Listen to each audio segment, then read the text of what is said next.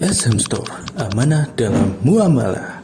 Assalamualaikum warahmatullahi wabarakatuh.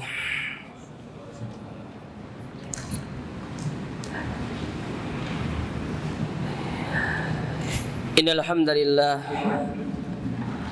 nahmaduhu wa nasta'inuhu wa nastaghfiruh wa na'udzu billahi min shururi anfusina wa min sayyiati a'malina. Man yahdihillahu fala mudilla lahu wa man yudlil fala hadiya lahu. Wa asyhadu an la ilaha illallah wahdahu la syarika lahu. Wa asyhadu anna Muhammadan abduhu wa rasuluh. Amma ba'd. Fa inna asdaqal hadithi kitabullah wa khairul huda huda Muhammadin sallallahu alaihi wa ala alihi wasallam wa syarrul umuri muhdatsatuha fa inna kulla muhdatsatin bid'ah wa kulla bid'atin dhalalah wa kulla dhalalatin finnar. Ma'asyiral muslimin, ikhwani fillah wa akhwati rahimani wa rahimakumullah. Alhamdulillah, kita bersyukur kepada Allah Azza wa Jalla di kesempatan malam hari yang berbahagia ini. Allah kembali mempertemukan kita di dalam kajian rutin kita, di dalam salah satu majlis di antara majlis-majlis ilmu, di dalam salah satu taman di antara taman-taman surga yang ada di dunia. Insyaallah pada kesempatan yang berbahagia ini kita kembali akan melanjutkan kajian kita dari kitab Arba'in An-Nawawiyah, yaitu 40 hadis yang ditulis oleh Imam An-Nawawi, dan syarahnya kita ambil dari penjelasan Asy-Syaikh Muhammad ibn Shalih Al-Utsaimin rahimahullahu taala. Sekarang kita masuk ke hadis yang ke-14. Taib. Hadis yang ke-14. Dikatakan di sini, qala al-muallif rahimahullah, berkata Imam An-Nawawi, Ani Ibni Mas'udin radhiyallahu anhu qala, dari Abdullah ibnu Mas'ud, semoga Allah meridhai beliau. Beliau berkata, qala Rasulullah sallallahu alaihi wasallam, bahwasanya Rasul sallallahu alaihi wasallam pernah bersabda, la yahillu damu mri'in muslimin illa bi ihda thalathin. Tidak halal darah seorang muslim untuk ditumpahkan.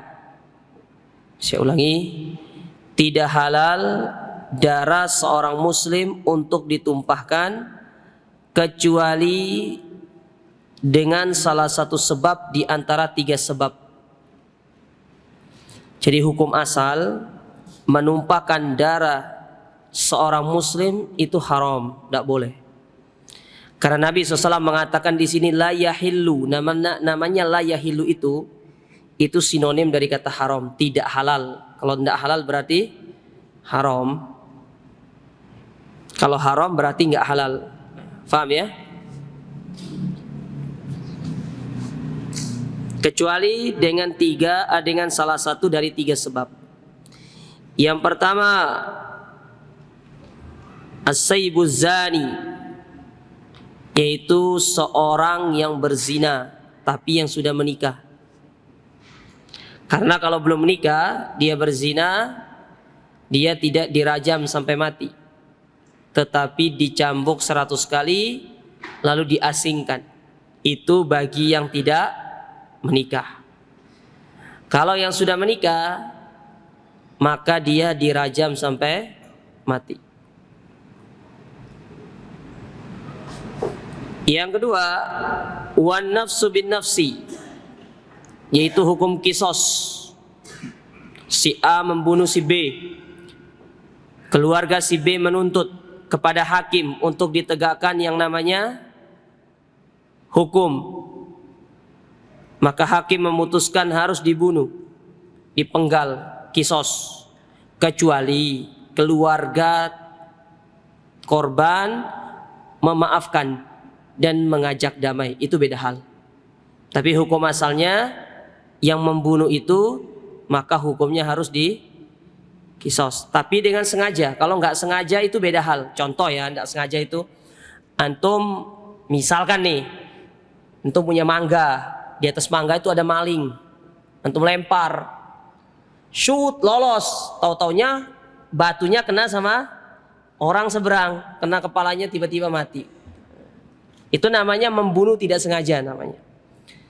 Ya, kecuali kalau antum bidik memang dari awal dia, itu namanya pembunuhan berencana. Itu sudah berencana kalau itu. Ya. Paham ya? Taib. Itu yang kedua. Kemudian yang ketiga, watariku lidinihi al-mufariqu lil jamaah, yaitu orang yang meninggalkan agamanya, murtad. Maka wajib harus diperangi.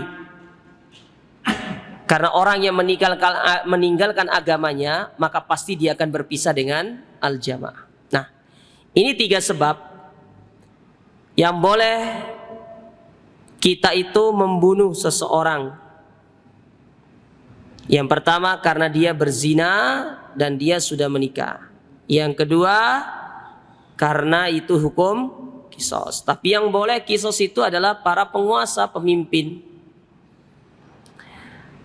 Kalau di Saudi itu, kisos itu dilakukan hari Jumat, selesai sholat Jumat. Antum pernah mampir di Jeddah?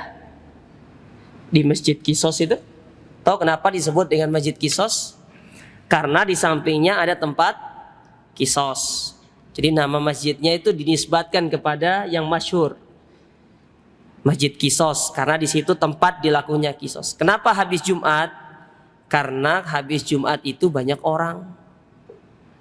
Jadi disaksikan oleh seluruh masyarakat. Orang ini dikisos atau dirajam, atau orang ini dicambuk di hadapan halayak ramai. Jadi biar yang lain tuh jadi pelajaran, nggak ngikut.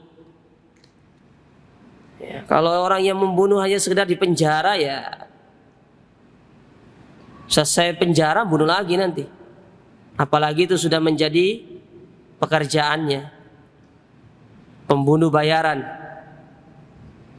Paling penjara sekian, setelah itu keluar, sampai polisinya pun bosan ketemu sama dia. Iya toh? Kalau Islam dah bunuh.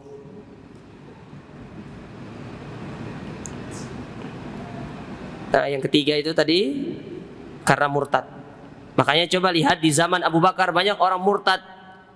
Di antaranya pengikut Musailamatul Kadzdzab, makanya diperangi oleh Abu Bakar As-Siddiq radhiyallahu taala an. Taib. Hadis ini hadis yang sahih, dikeluarkan oleh Imam Bukhari dan Imam Muslim di dalam kitab sahihnya. Kalau Imam Bukhari itu nomor hadis 6484. 484.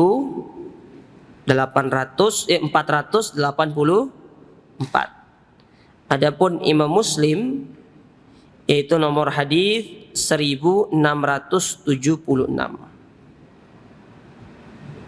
Baik. Kita baca syarahnya sekarang.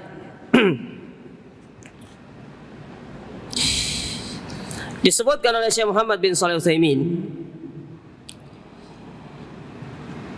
Yang pertama, ucapan Nabi SAW, la yahillu damu mri'im muslim, tidak halal darah seorang muslim. Apa maksudnya? Ay la yahillu qatluhu, tidak halal untuk dibunuh.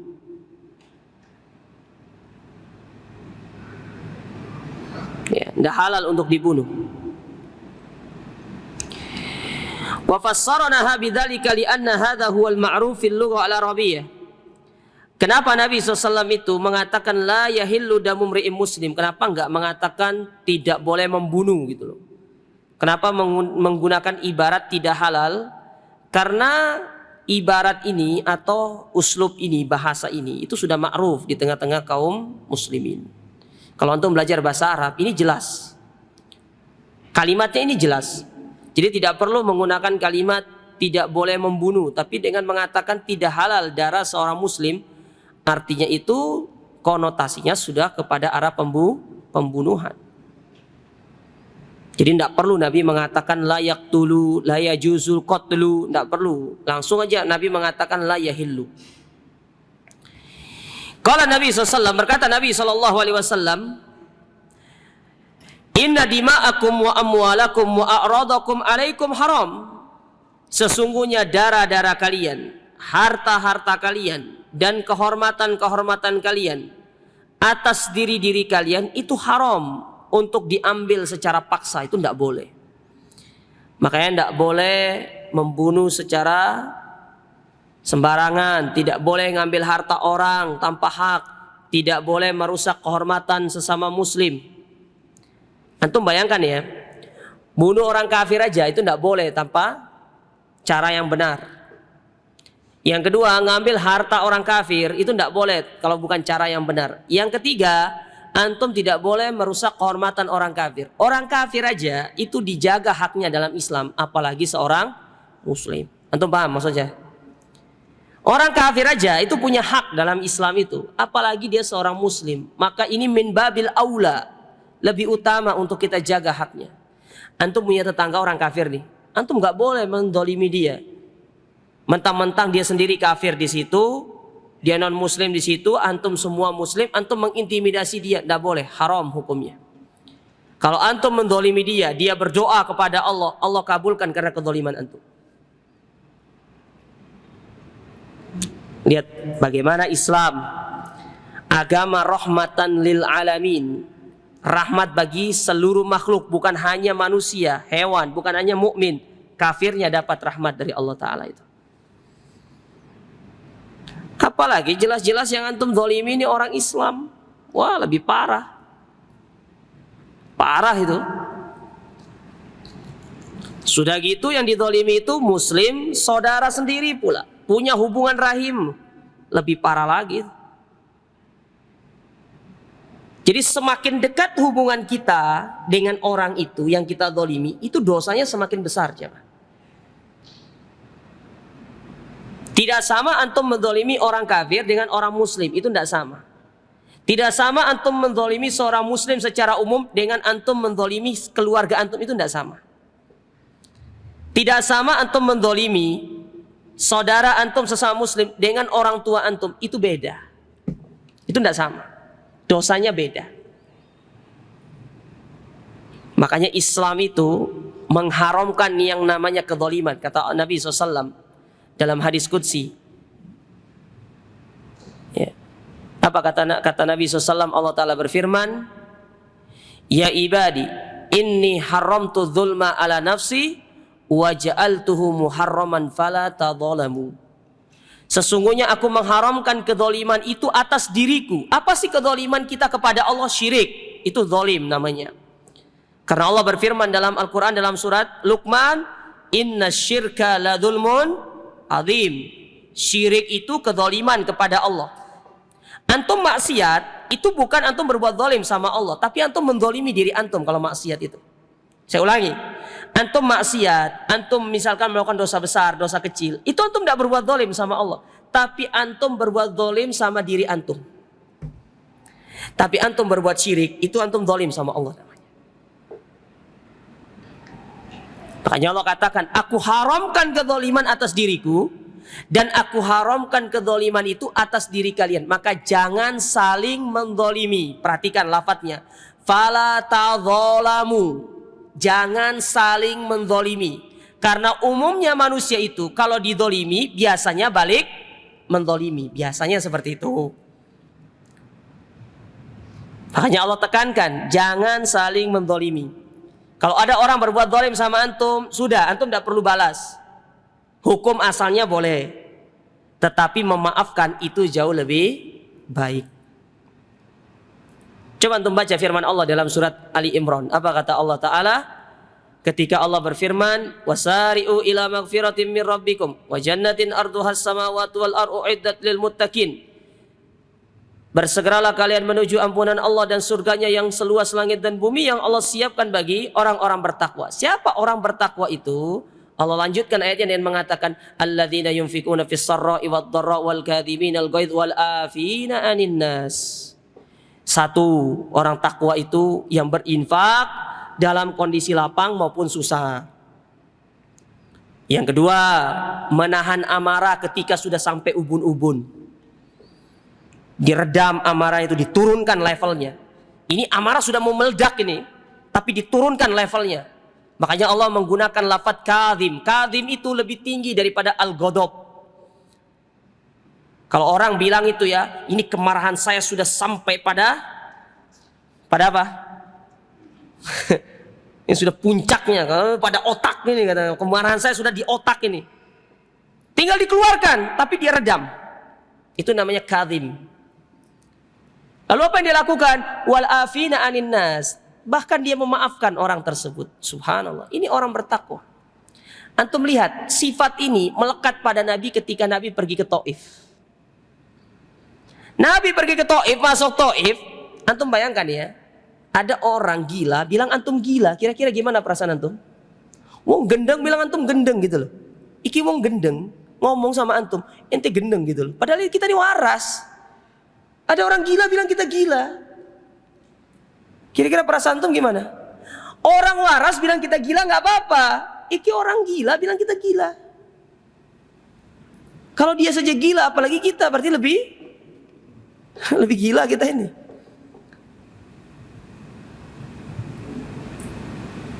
Dibilang orang gila keluar dari Taif, bukan malah Nabi itu mengiyakan malaikat Aksyabain untuk menimpakan 2 gunung kepada mereka, tapi Nabi tidak, memaafkan. Sampai Nabi mengatakan, innahum qaumun tajhalun, mereka itu orang jahil. Bal arju an yukhrija min aslabihim man ya'budullah wa la yusyriku bihi syai'a. Tapi aku berharap semoga Allah mengeluarkan dari tulang rusuk mereka orang-orang yang menyembah kepada Allah dan menjauhkan diri dari perbuatan syirik. Lihat, Nabi memaafkan. Padahal itu sudah keterlaluan loh itu. Kita ndak, baru sandalnya diinjak ini sudah ngamuk. Sopo iki ndak tahu ada penuntut ilmu gini. Luar biasa iki. Keluar semua. Bahkan KBS-nya keluar itu. Baru diserempet dikit, oh gak bener orang ini, wallah gini. Ya akhi, gara-gara kayak gitu untuk ya. Itu hal yang sepele. Maafkan itu lebih baik. Ya, maafkan itu lebih baik. Antum kalau maafkan orang, suatu ketika antum akan membutuhkan maaf orang lain itu, antum mudah diberikan sama orang itu. Ya. Nah, makanya hati-hati dengan perbuatan dolim ini, karena ini berkaitan dengan hadis ini ya. Ya, kedoliman yang parah yang dilakukan sekarang itu suka mudah sekali membunuh orang. Apalagi orang-orang khawarij itu. Hati-hati jemaah. Memang kelompoknya sudah nggak ada, tapi pemikirannya itu gentayangan, kayak setan dia gentayangan itu. Yang gentayangan itu setan, nggak ada arwah gentayangan itu. Antum jangan percaya sama arwah gentayangan. Kalau ada pocong gentayangan itu bohong itu. Ya. Hati-hati. Bahaya jemaah sekalian. Perbuatan-perbuatan seperti itu berbahaya. Gara-gara permasalahan yang sepele bunuh saudaranya, wallah tidak benar, tidak boleh. Taib. Kemudian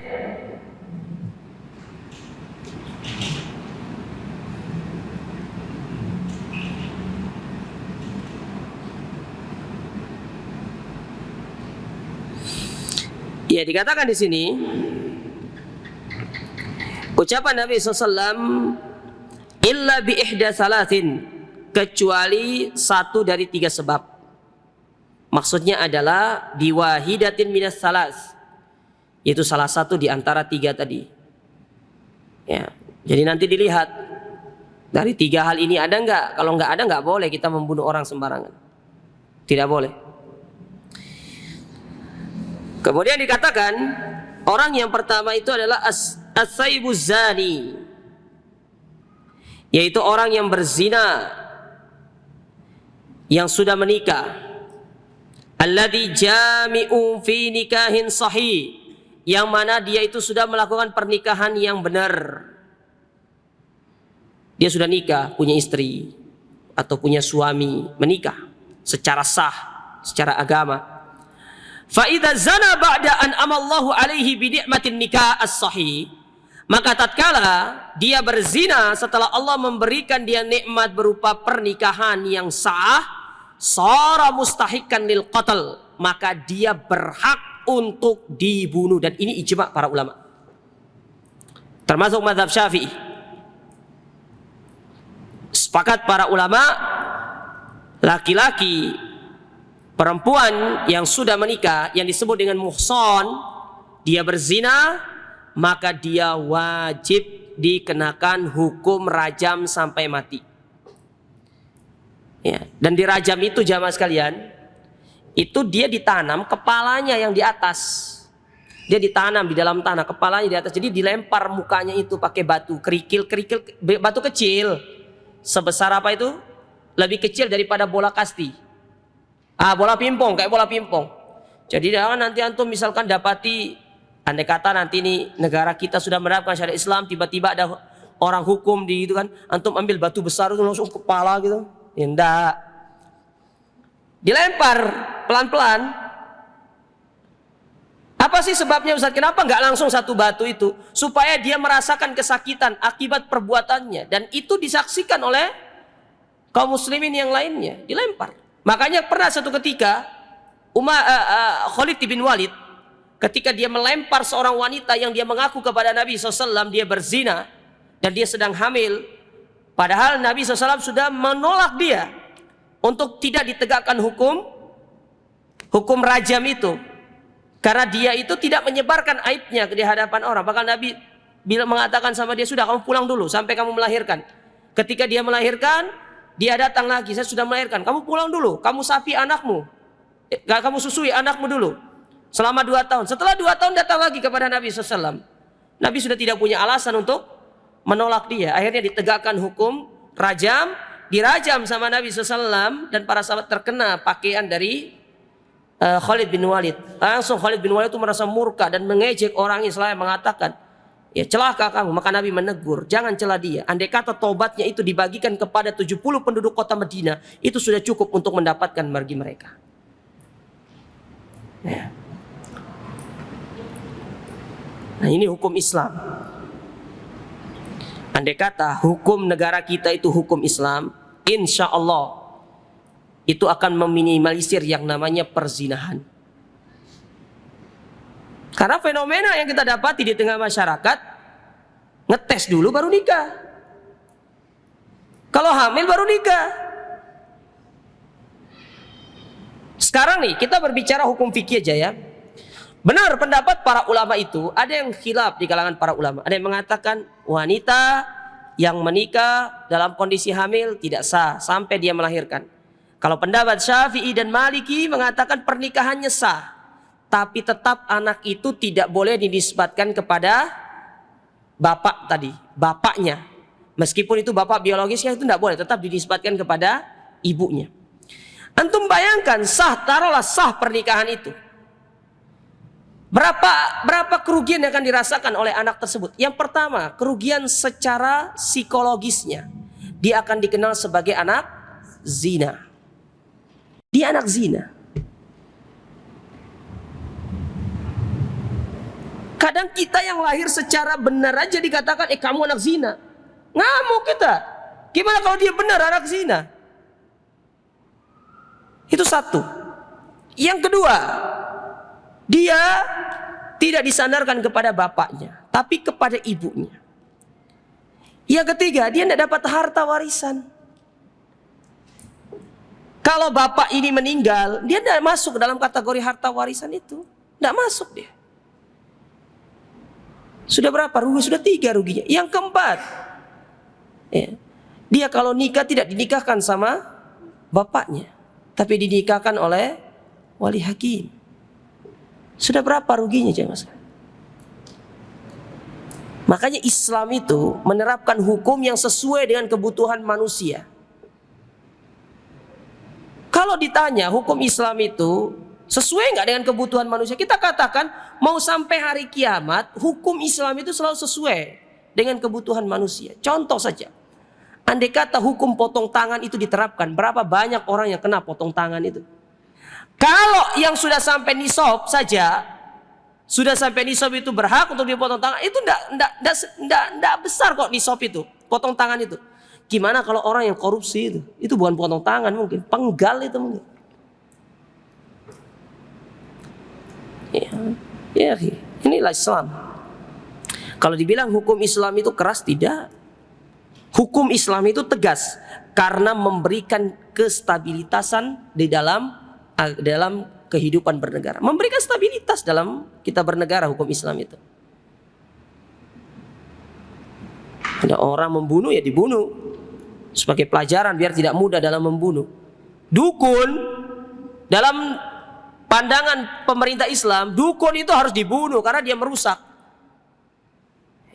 Bukan membuat aliansi, membuat organisasi OPI, Organisasi Perdukunan Indonesia. Ya, untuk melihat dukun itu kerjaannya apa? Kerjaan paling besar dukun itu merusak hubungan rumah tangga orang.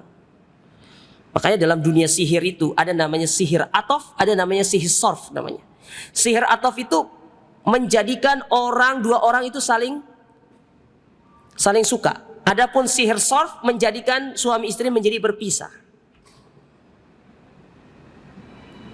Hati-hati ibu-ibu, mungkin selama ini ibu-ibu dipelet ini sama suaminya nih. Segera tobat.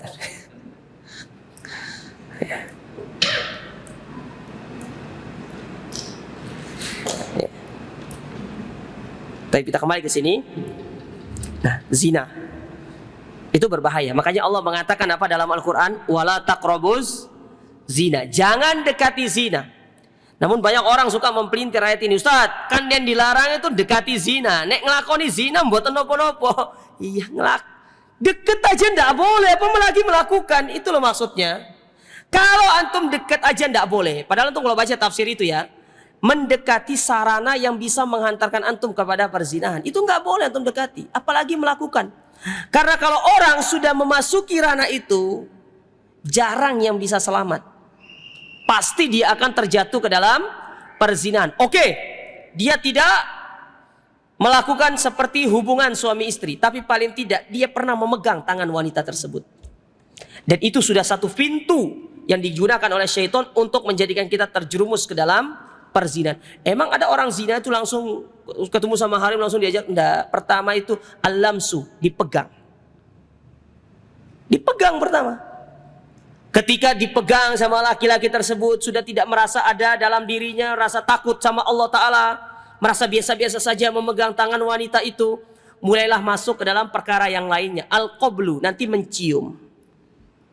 Kalau sudah biasa seperti itu, barulah masuk ke dalam proses berikutnya dari jebakan syaitan. Barulah terjadi apa yang terjadi. Dan itu rentetan syaitan di dalam menjerumuskan orang kepada perzinahan. Orang terjatuh dalam narkoba, itu nggak langsung narkoba. Ketemu teman, diajak ngerokok. Kemudian setelah itu baru perkara-perkara yang memabukkan, minuman haram. Setelah itu nanti masuk ke dalam kategori narkoba. Makanya kita katakan ada sebuah syair yang bagus dari kalangan para ulama. Dan ini semoga menjadi pegangan hidup antum. Kata seorang ulama, laisal ajab liman najaha kaifan liman halaka kaifal halak. Bukan satu hal yang mengherankan kalau di zaman sekarang banyak orang binasa, itu mah biasa. Karena memang di zaman ini banyak fitnah dan orang sangat mudah terjatuh ke dalam sebab-sebab kebinasaan. Lakinnal ajab, tapi yang paling mengherankan itu kata beliau, liman najaha kaifan najah, yaitu orang yang bisa selamat di zaman fitnah. Dan bagaimana dia bisa selamat, apa triknya, itu yang harus kita herankan. Zaman dimana fitnah tersebar. Ya, sarana untuk bisa melakukan fitnah itu gampang sekarang jamaah sekalian. Antum zina mata itu gampang. Kalau dulu itu beda, harus keluar rumah. Kalau sekarang tidak perlu keluar rumah. Menatap layar 6,5 inci sudah menyajikan antum sarana-sarana yang bisa terjerumus ke dalam perzinahan. Setelah itu apa yang terjadi? Tinggal bagaimana kemaluannya yang akan membenarkan perkara tersebut. Kalau kita tidak punya iman, jatuh kita. Kalau kita tidak punya benteng, mudah untuk digoyangkan oleh syaitan. Makanya saya sarankan kepada antum kalau beli alat komunikasi yang ini nih, antum doa, Allahumma inni as'aluka min khairiha wa a'udzubika min syarriha. Ya Allah, aku minta manfaat dari benda ini dan jauhkan aku dari kemudaratan. Doa, minta sama Allah Ta'ala. Ya, jangan seperti kita nih orang-orang kafir. Orang kafir dapat hadiah, senang, happy, traktir. Doa, antum beli apapun yang baru itu minta kebaikan dari Allah dan jauhkan dari keburukan sama Allah. Kalau antum beli barang itu. Karena kaidah mengatakan al-wasail ahkamul maqasid. Sarana itu tergantung tujuan. Antum gunakan pada perkara yang bermanfaat, pahala. Tapi kalau antum gunakan pada perkara yang bermaksiat, dia sebagai sebab antum dijerumuskan ke dalam neraka jahanam. Nah, ini perlu diperhatikan. Ini yang pertama. Ya. Masalah zina.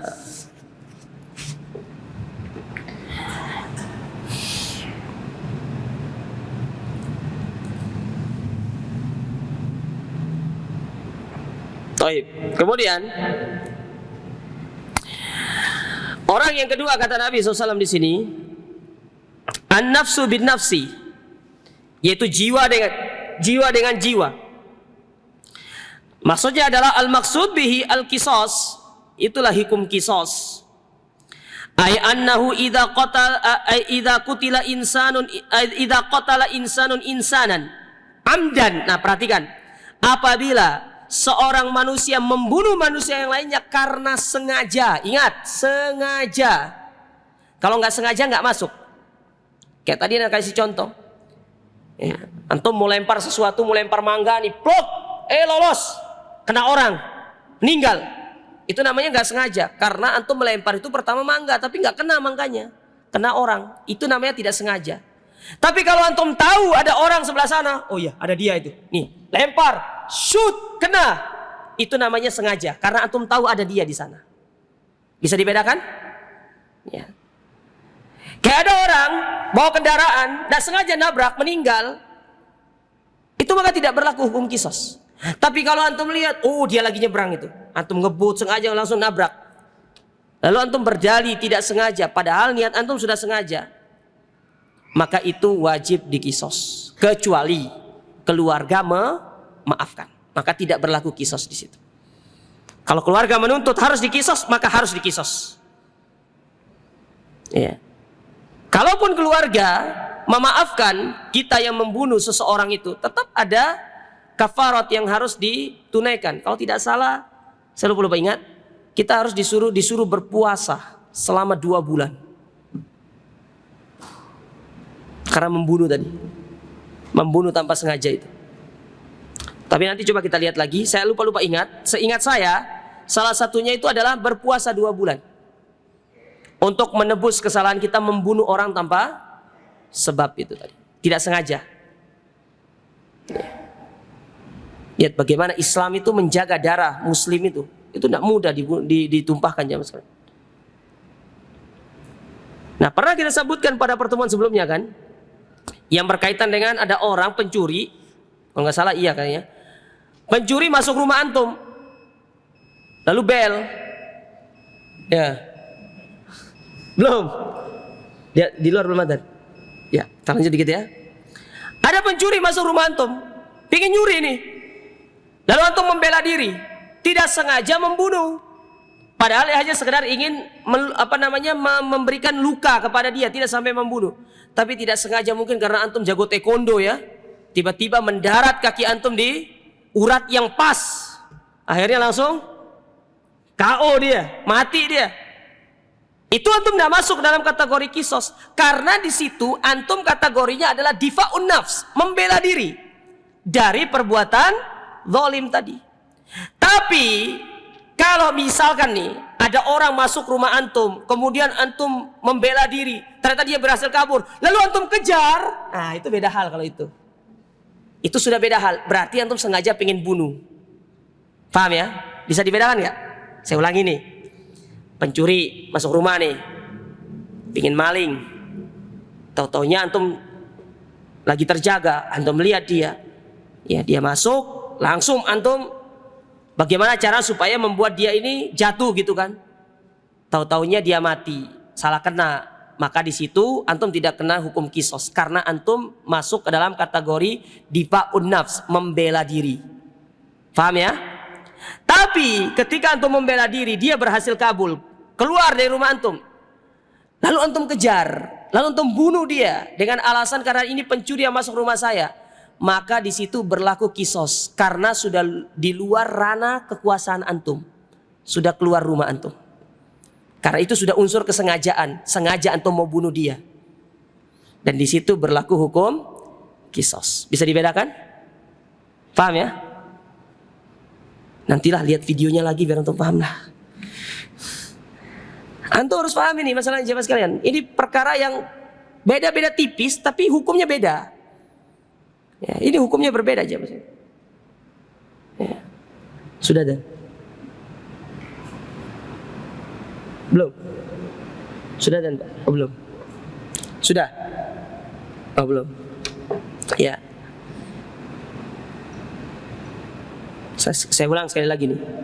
Pencuri masuk rumah, ternyata ketahuan antum, akhirnya antum gontok-gontokan misalkan, pencurinya mati di rumah antum, maka antum tidak kena hukum kisos karena di situ antum sedang melindungi diri.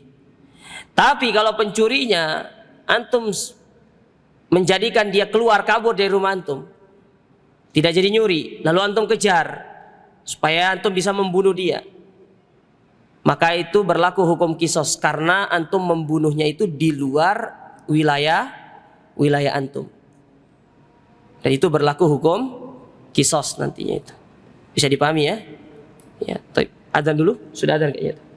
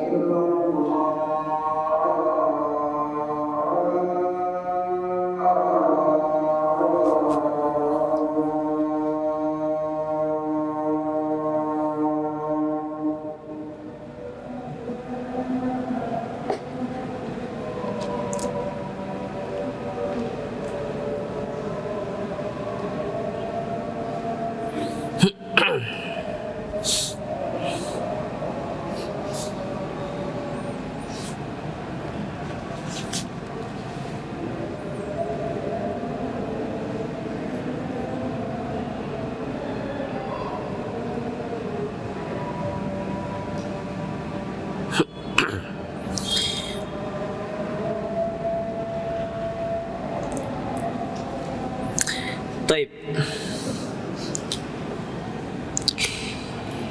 Kita lanjutkan. Jadi kisos itu salah satu sebab kita itu boleh membunuh atau mengalirkan darah seorang muslim karena dia membunuh orang. Dan yang melakukan ini sekali lagi ingat jamaah sekalian ya, hakim, pemimpin, bukan kita. Jadi setelah ditegakkannya hukum, ternyata keluarga dari korban tetap meminta untuk ditegakkan kisos, maka harus ditegakkan kisos. Ya, harus ditegakkan kisos. Adapun yang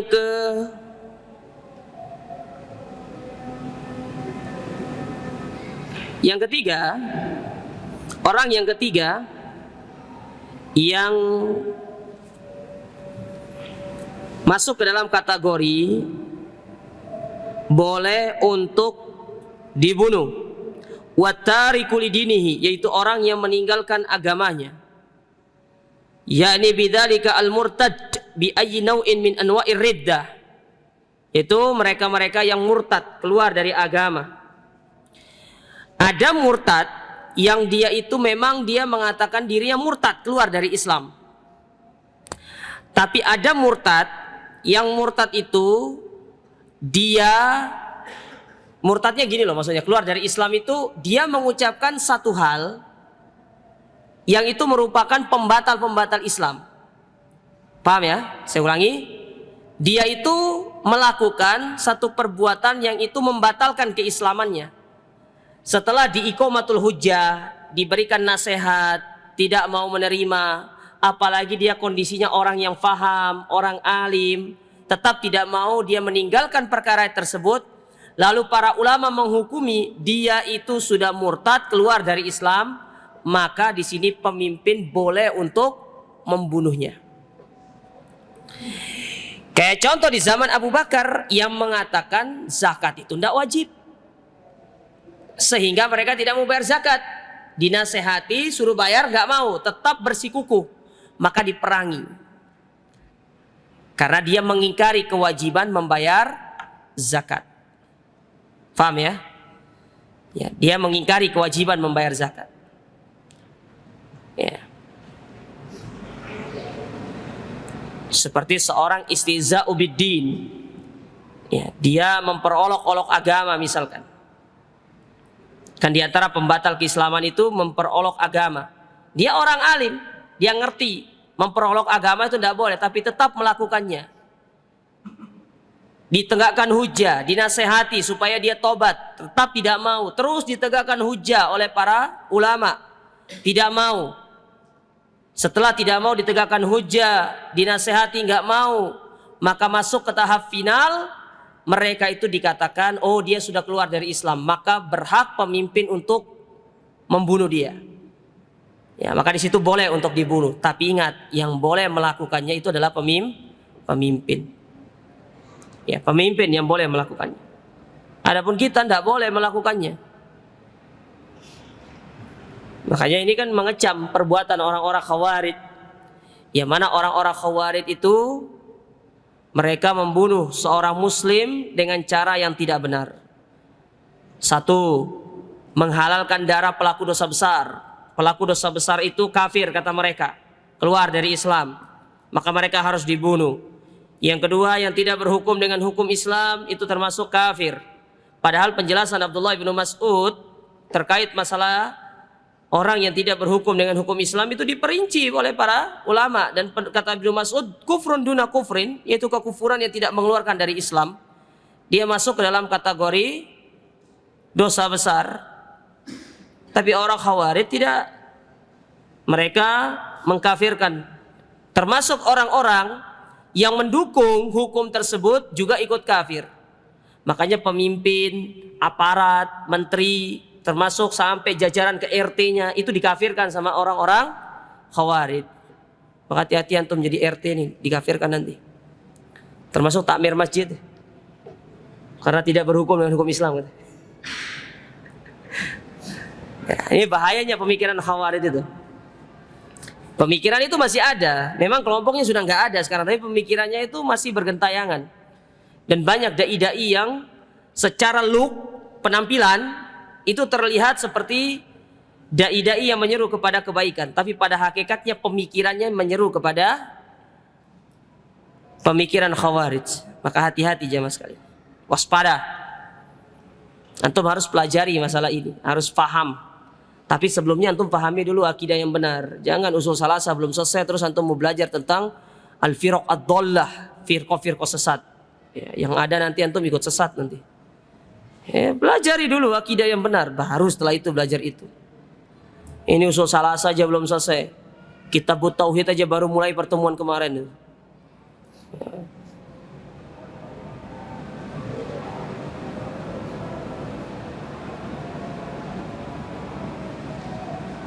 Itu disampaikan oleh Syekh Ibrahim kemarin di Batu. Beliau berikan nasihat, kita harus belajar akidah itu dari dasar, biar kokoh, biar kuat. Ya, biar kuat. Nah, ini kadang-kadang kita tidak memperhatikannya. Taib. Kemudian ungkapan Nabi SAW yang terakhir di situ, al-mufariqu lil jamaah, yaitu yang memisahkan diri dari jamaahnya. Maksudnya ini masih kaitan dengan ucapan Nabi sebelumnya, yaitu yang mereka meninggalkan agama. Karena orang yang murtad otomatis pasti akan berpisah dengan jamaah kaum muslimin. Dia akan pasti keluar. Ya. Pasti dia akan berpisah dengan jamaah kaum muslimin. Ingat ya, jamaah yang dimaksud itu jamaah yang kita itu berbaiat kepada pemimpin yang sah. Kalau antum ditanya siapa pemimpin yang sah? Ya Pak Jokowi, presiden.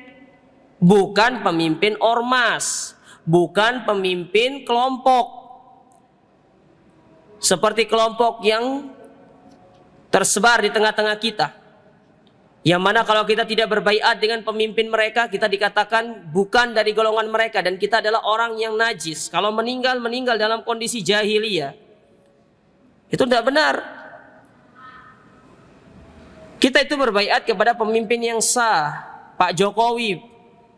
Meskipun tidak berbaiat secara jabat tangan, tapi cukup kita menunjukkan ketaatan kita kepada beliau dalam perkara yang ma'ruf, dalam perkara yang baik. Adapun perkara yang mungkar, kita tidak wajib untuk mentaati beliau. Dan itulah yang Allah katakan dalam Al-Quran, dalam firman-Nya dalam surat An-Nisa. Kata Allah Ta'ala, ya ayyuhalladzina amanu ati'ullah wa ati'ur rasul wa ulil amri minkum. Wahai orang-orang beriman, taatlah kepada Allah, taat kepada Rasul dan kepada pemimpin kaum muslimin. Ketika disebutkan pemimpin, Allah tidak mengikat dengan kata-kata ati'u, yang mana ketaatan yang mutlak itu hanya pada dua tempat, kepada Allah dan kepada Rasulnya. Adapun ketaatan kepada pemimpin itu sifatnya at-ta'atul muqayyadah, ketaatan yang sifatnya terikat, diikat oleh syariat. Selama peraturan yang dibuat oleh pemimpin tidak melanggar syariat, ahlan wa sahlan antum lakukan. Antum melakukannya itu ibadah, dapat pahala. Melanggarnya antum dapat dosa karena bagian daripada kemaksiatan. Kayak contoh, pemimpin mewajibkan kita kalau kendara pakai helm, antum pakai helm dapat pahala, nggak pakai helm bermaksiat sama Allah. Makanya jangan suka nggak pakai helm keluar rumah itu. Tapi ya kalau keluar gang-gang nggak apa-apa nggak pakai helm. Maksudnya di jalan raya sini. Yang nggak punya SIM itu segera bikin SIM itu. Ya. Buat SIM, Ustaz, tapi SIM-nya susah Ustaz. Harus nembak, nggak apa-apa nembak, karena itu hak antum. Antum nggak dosa kok. Yang dosa yang terima tembakan itu. Itu kan hak antum. Iya toh? Antum udah buat SIM, ditangkap nggak? Antum nggak punya SIM juga ditilang. Giliran buat SIM dipersulit. Ya udah itu hak antum, antum ambil aja. Urusan tembak atau tidak itu urusan mereka. Yang penting antum dapat hak antum. Kata para ulama disampaikan oleh Syekh bin Baz, tidak masalah. Karena antum sedang mengambil hak antum, itu hak antum sebagai warga negara. Urusan nanti yang nembak itu siapa, ya terserah dia. Yang penting antum ngambil hak antum. Ya, itu hak kita. Ya. Makanya selama antum berkendara tidak punya SIM, antum dosa kecil. Ya. Ini bel. Ya. Taib. Kita cukupkan sampai di sini. Yang belum punya SIM harus segera punya SIM. Ya.